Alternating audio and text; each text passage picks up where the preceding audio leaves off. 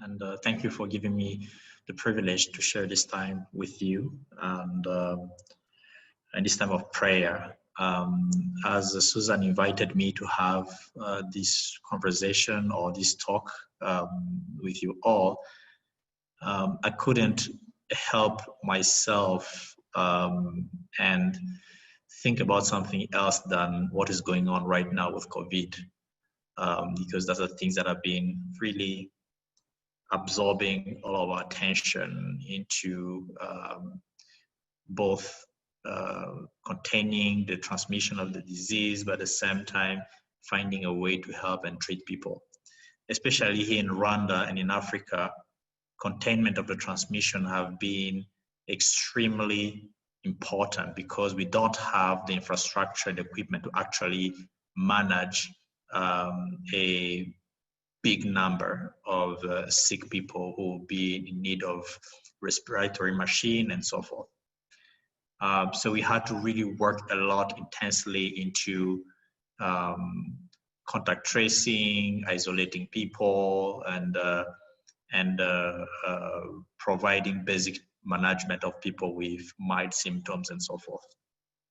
But this is not what I want to talk really in details about the management, but a reflection more about the moral call that COVID have been highlighting more than ever, because what we see in this time of crisis is the importance of a health system that is functioning, but more than that, the importance of a health system that is trusted by the people.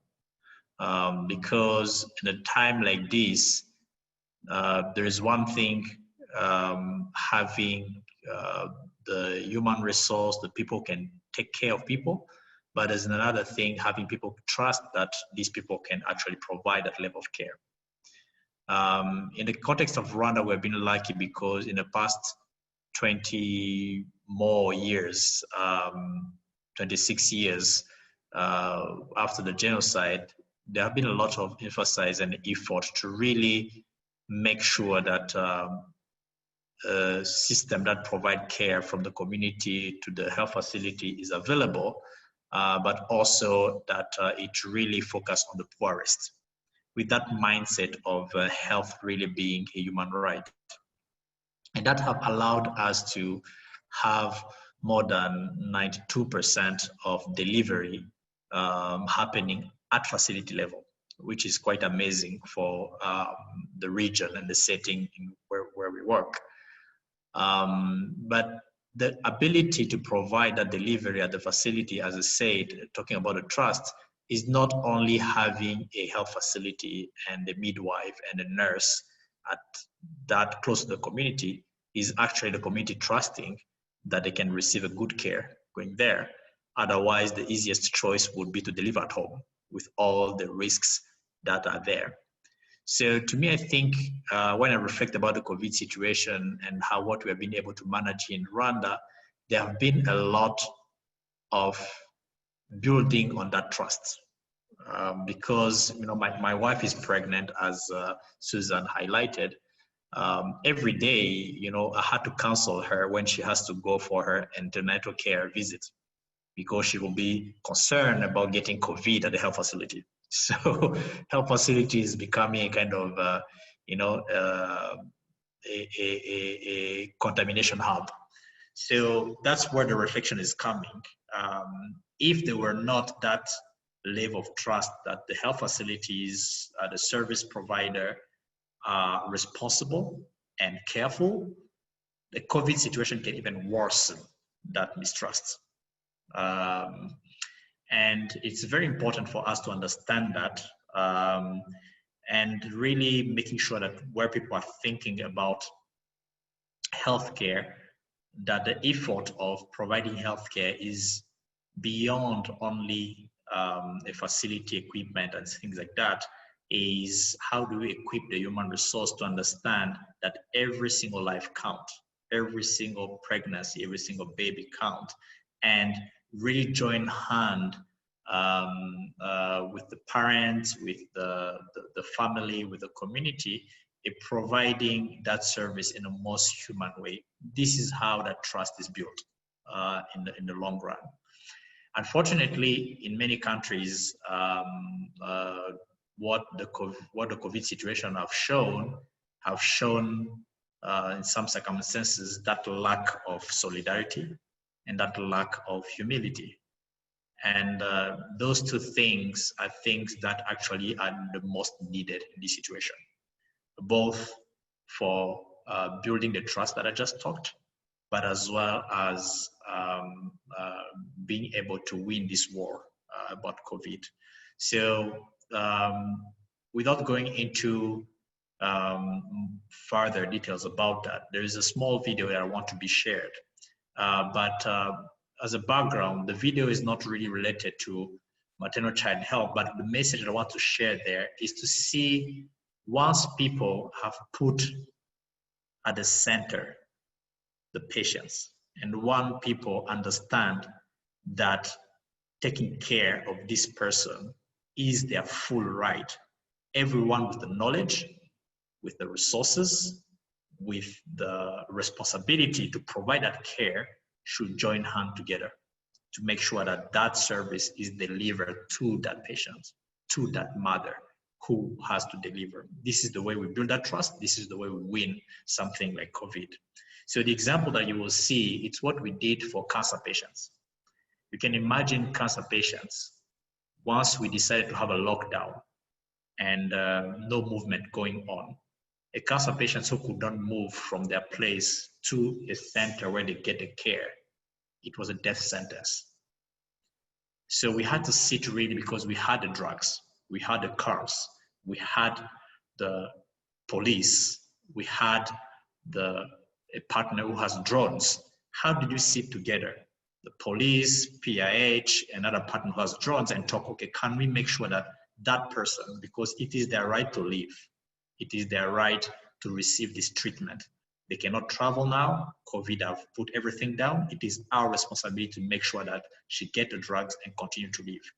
So once all of this partner came together with that solidarity mindset and that humility to learn from each other and build from whatever everyone has, with the purpose to respond to a human right, things can happen. And I want you to see what happened through this video. I'll bring that up. Thank you, Joel.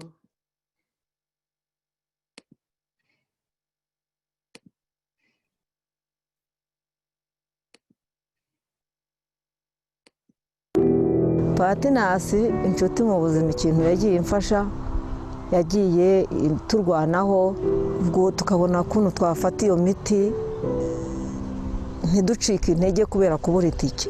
The oncology patient that we see in Butaro Hospital come from all over the country. So you can imagine the logistic nightmare. Missing the treatments or even missing few days of that treatment really reduce their chances of an effective response of the drugs a lot. Tukimara kumva ko iki cyorezo cyateye, twagiye kwibaza ukuntu tuzabona imiti.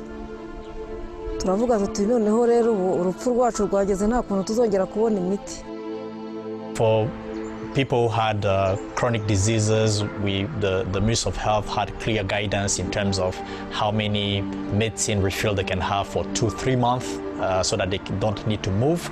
But there is another category that is quite special, which is patients in our oncology program.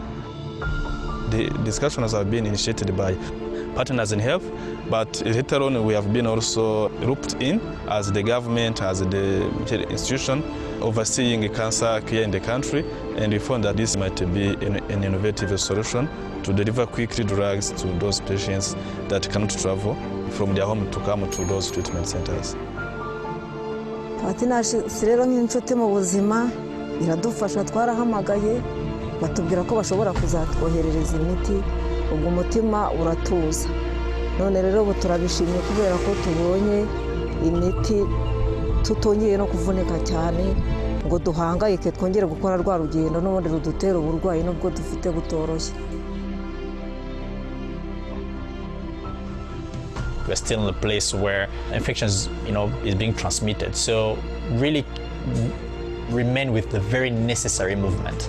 So it is in that perspective that we thought that there is probably some patients who don't need to travel that long and go for chemotherapy, and patients who have been stable for a quite long period. And thinking about approaches that might get the medicine closer to them rather than them traveling to go to pick their medicine. And that's where the idea of Zipline came in. Normally, Zipline use drone to deliver emergency blood and essential medical product to different health facilities. And we are partnering with PRH to do an instant delivery to those patients by delivering chemotherapy drug to the closest health facilities.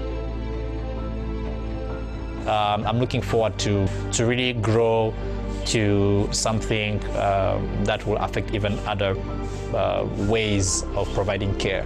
So this is, to me, this is a start, and I think we'll expand on that. On Zipline roadmap, we are planning to expand to more than 150 health facilities. We hope to keep working with partners in health by saving time and help them to easily get products, and also minimize the risk of not getting the product on time, which can sometimes lead to health complications. In this COVID crisis, there have been great example of solidarity. RBC provided the right leadership in terms of connecting us with the district hospitals where the patients are located. That aspect of solidarity where everyone understands the difficulty of the situation and everyone have really in mind what is the best option for the patients, and everyone is willing to make that difference, just made the things happen in a matter of few days. You can understand the stress, the fear, the uncertainty on the patients in this situation, and you can understand the joy and the hope that is created when they receive the call and tell them, listen, your package is coming in the next 5 minutes through a drone. I mean, it's a game changer.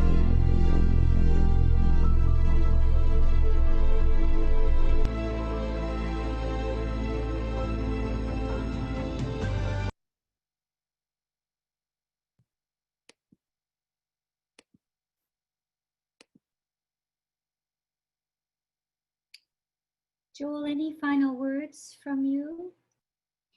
No, thank you. I think,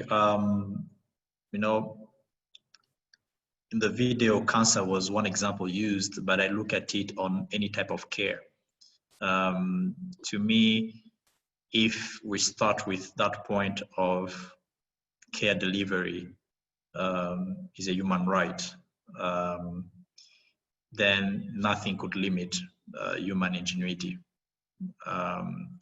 When people are territorial or people are focusing on what that will cost and so forth, then we get paralyzed. So I think it's important in this prayer session to really pray not only for people who do the work and so forth, but also praying for the right mindset to look at health, good health of mothers, health of babies, health of people as a human right. Thank you.